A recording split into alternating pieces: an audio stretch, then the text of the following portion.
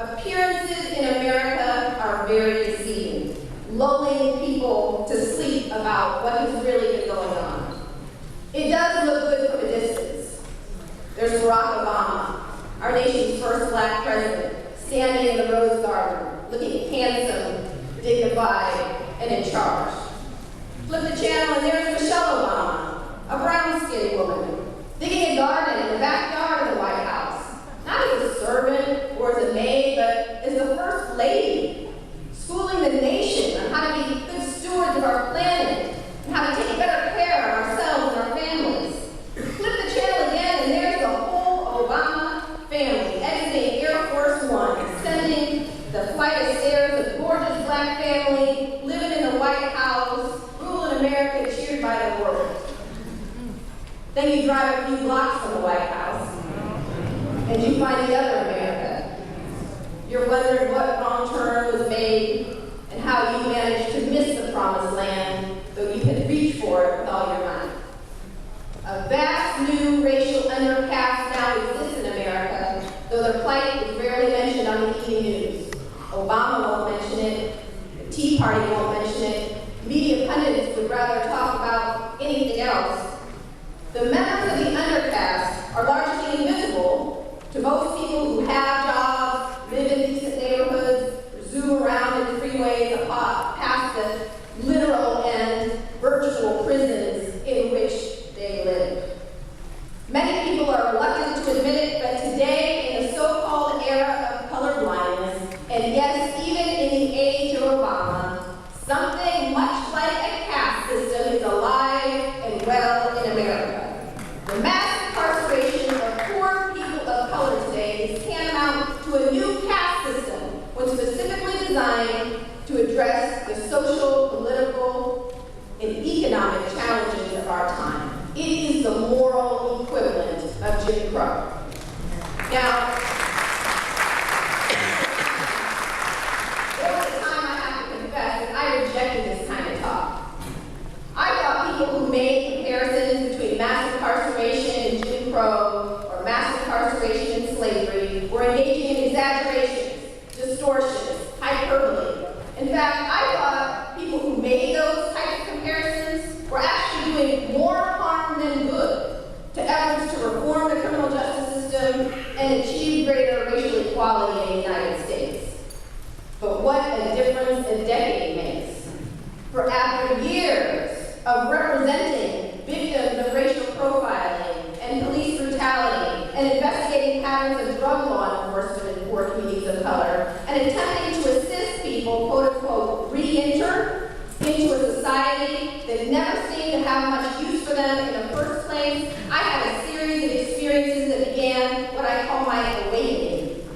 I began to awaken to a racial reality that is so obvious to me now that what seems odd in retrospect is that I have been blind to it for so long. I state my basic thesis in the introduction where I write, quote, what has changed since the collapse of Jim Crow has less to do with the basic structure of our society than the language we use to justify it. In the era of colorblindness, it is no longer socially permissible to use race explicitly as a justification for discrimination, exclusion, and social contempt. So we don't. Rather than rely on race, we use our criminal justice system to label people of color criminals and then engage in all the practices that we supposedly left behind.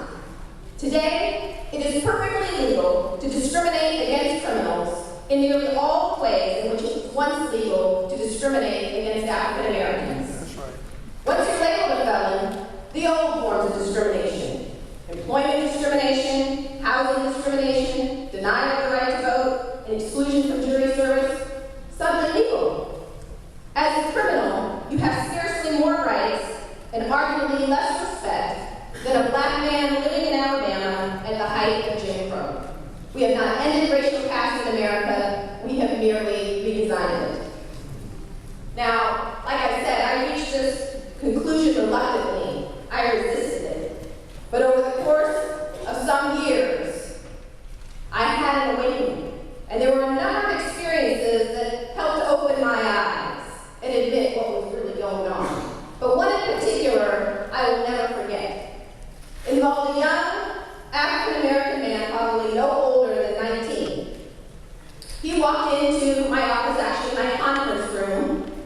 today while I was the director of the Racial Justice Project for the ACLU in California.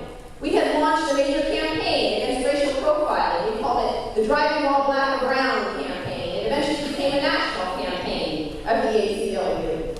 And we had put up billboards with hotline numbers for people to call if they believed they had been stopped or targeted by the police on the basis of race. And we had already sued the California Highway Patrol for racial profiling in their drug interdiction practices, but we were planning to sue other law enforcement agencies in the Bay Area as well.